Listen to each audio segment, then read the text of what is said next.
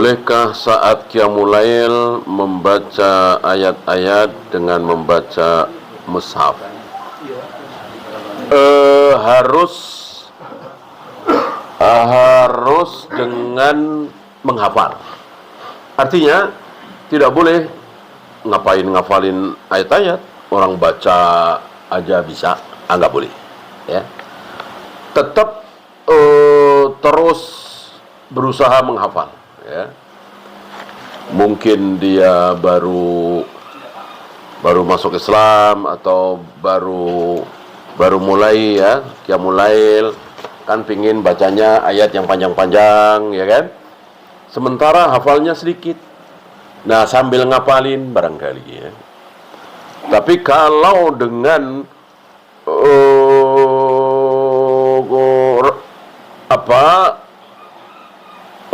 keyakinan tadi ya, ngapalin surat ayat panjang-panjang, baca saja bisa. Apa hukumnya memotong jenggot supaya rapi? Boleh ketika sudah segenggam. Kalau belum segenggam, ya tidak boleh. Bolehkah potong rambut kuku bila kita punya hadas besar? Enggak masalah. Enggak ada hubungannya ya. Ada keyakinan keliru, kalau sedang haid maka jangan potong kuku, jangan potong rambut, gitu. Kalau toh potong kuku atau potong rambut, nanti pas mandi besar, selesai haid, itu kuku ikut dimandiin katanya. Tentu ini keliru, salah besar.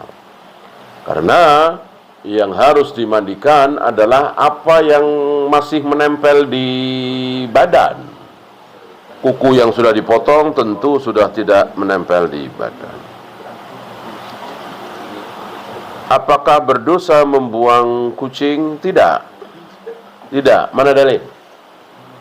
Ya, seorang wanita yang mengurung kucing. Kata Nabi, ada seorang wanita yang masuk neraka gara-gara mengurung kucing dan tidak dikasih makan. Ya. Maka Nabi memberikan jalan keluar dua pilihan. Satu, kalau mengurung silahkan, tapi dikasih makan. Pilihan kedua, lepaskan agar dia mencari makan. Kalau nggak ada makan, biar dia mencari hosasul ad. Ini banyak yang heran dengan sabda Nabi ini ya. Memakan rerumputan yang keluar dari bumi. Kita banyak yang mana doyan ya. Ternyata ketika lapar sekali, saya pernah menyaksikan beberapa kali dia makan itu. Ya. Dia makan itu. Luar biasa sabda Nabi alaihi salatu wassalam. Apa boleh berdoa dalam sujud waktu sholat baca doa dari ayat-ayat Al-Quran? Boleh, asal jangan satu ayat penuh. Cari doanya, Rabbana atina fid dunya hasanah wa fil akhirati hasanah wa qina adzabannar. Itu kan ada di ayat. Kita ambil doanya saja. Rabbana la tuzigh qulubana ba'da idh hadaitana, misalnya. Ya. Bukan berniat membaca ayat Al-Quran.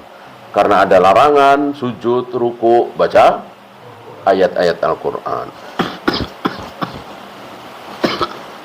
Wanita dalam masa idah, ada tukang sayur lewat depan rumah. Apa tetap tidak boleh keluar rumah? Ada yang bisa disuruh? Kalau ada yang bisa disuruh, suruh. Jangan syariat dikalahkan oleh hal-hal seperti itu. Ya. Nah, termasuk kerja ya, tentu kerja ini sesuatu yang bisa diatur. Kalau syariat kan tidak bisa diatur, sudah diatur oleh Allah. Tidak boleh mengatur syariat. Syariat sudah diatur oleh Allah. Ya.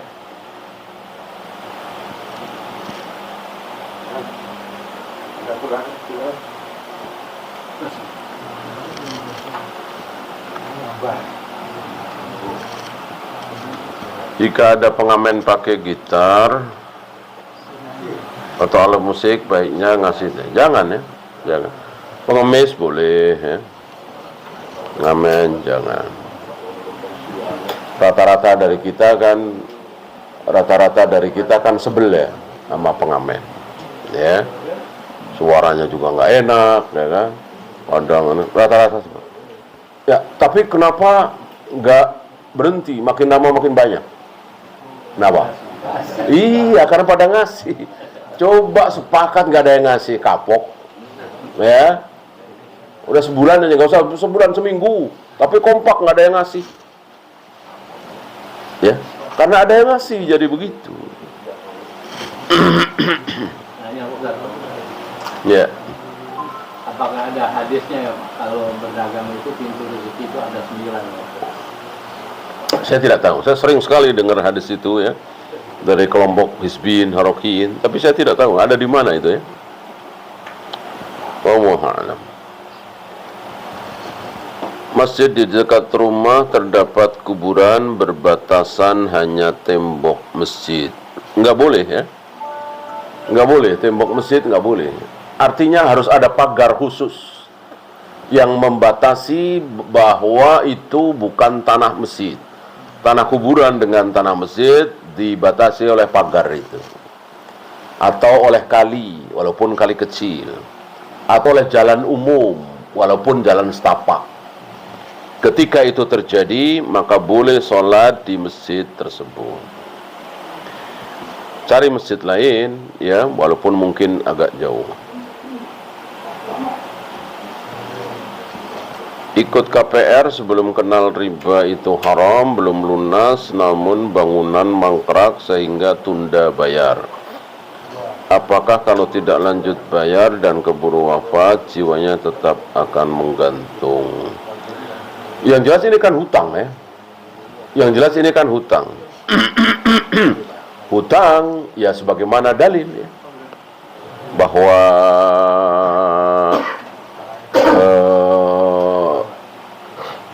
ketika Nabi mengatakan engkau dijamin masuk surga kalau engkau mati dalam peperangan ini, semua dosamu diampuni kecuali hutang. Hutang yang dimaksud adalah urusan dengan sesama manusia. Maka ya hutang, ya mencuri, ya menendang, ya memukul, ya membunuh. Yang paling ringan kan hutang kan? Hutang kan halal. Tidak diampuni. Masih ada hisab nanti. Adapun dosa kepada Allah, berzina, minum khamr, tidak sholat, tidak saum, ini diampuni semua kalau mati syahid. Ketika puasa Daud kemudian berhenti beberapa hari karena uzur, ada walimah safar, gimana mau mulainya lagi? Ya langsung, nggak usah diingat-ingat terakhirnya hari apa, nggak usah. Sekarang hari Selasa mau niat puasa Daud lagi, ya silakan. Sekarang hari Ahad mau niat puasa Daud lagi, silakan.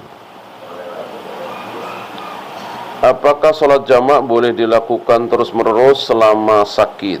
Iya, sakit termasuk yang membolehkan. Apalagi sakit itu sangat berat, ya. Maka boleh sholat duhur langsung asar, sholat maghrib langsung isya. Saya melihat seorang setelah salam langsung sholat jamak. Apakah ini dibenarkan? Memang iya. Sholat jamak itu jangan menunggu. Jangan zikir dulu, jangan wirid dulu, jangan ngobrol dulu, langsung. Jadi seolah-olah satu sholat gitu. Beda dengan sholat duhur, dengan ba'diyah duhur. Maka zikir dulu, wirid dulu, ngobrol dulu, bahkan pulang dulu lebih baik, ya kan? Ba'diyahnya di rumah. Adapun jamak duhur dengan asar, maghrib dengan isya, jangan ada jeda.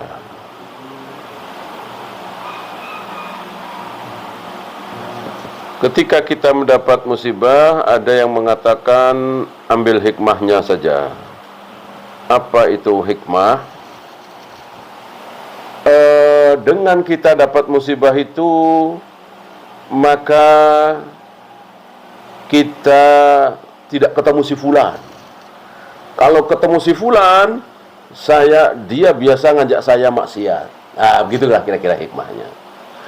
Dengan dapat musibah itu, saya ketemu Pak Ustadz. Dia nasihatin saya supaya berhenti ngerokok misalnya. Seperti mulai sholat wajib berjamaah di masjid. Nah, itu hikmah. Ya. Kebaikan di balik itu.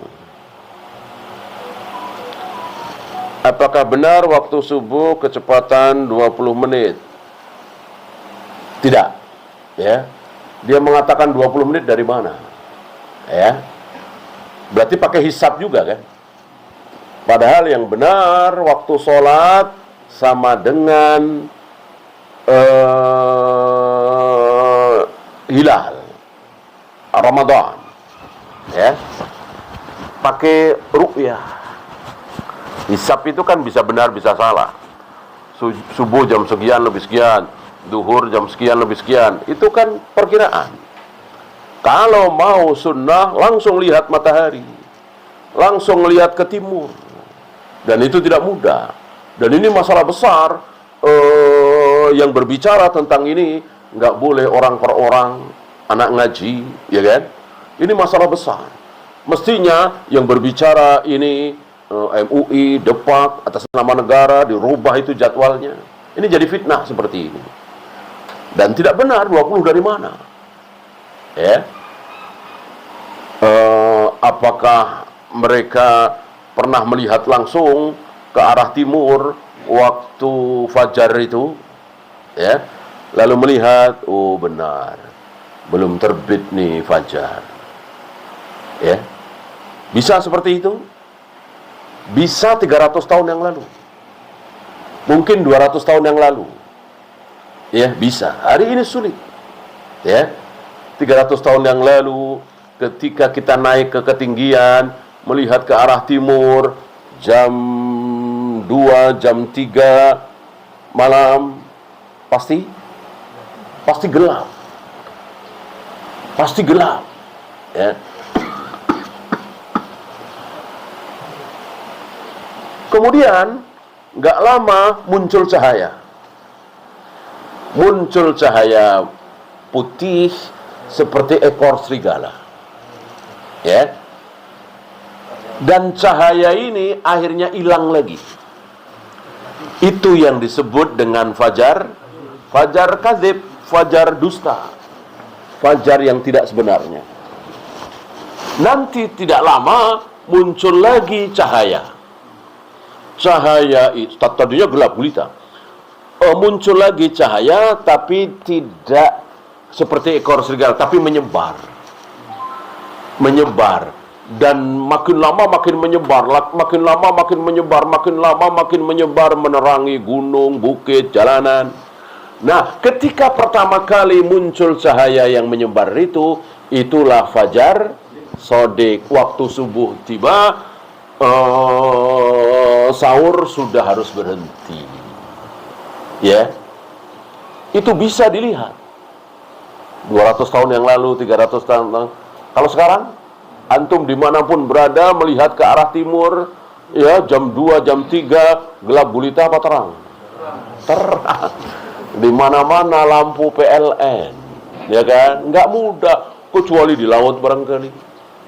Ya, maka jangan sembarangan.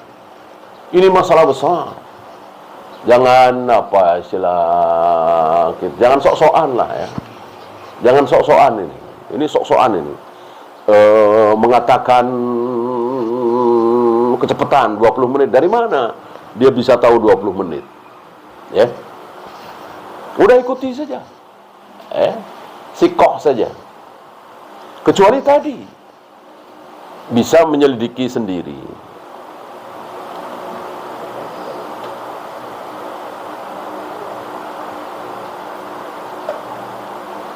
Bagi muadzin mengucapkan sallu fi rihalikum, sallu fi buyutikum, apa benar di 3 tempat? Bagaimana malah menjadi fitnah? Ya tentu ya. Ketika kita menjalankan sunnah di tengah masyarakat yang jahil akan muncul fitnah. Ya. Padahal ini sunnah. Ketika kita yakin tidak ada fitnah atau sekitar misalnya pesantren dan seterusnya, ya amalkan.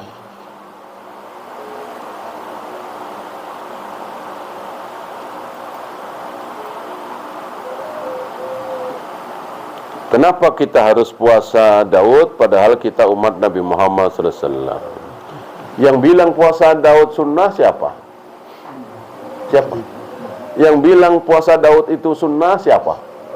Nabi kita Muhammad SAW. Ya. Nabi ya. Nabi. Berarti ketika kita ikut puasa Daud, itulah syariat Nabi kita Muhammad SAW. Ya nabi-nabi yang lain sholat, nabi-nabi yang lain puasa, bukan cuman syariat Nabi Muhammad SAW.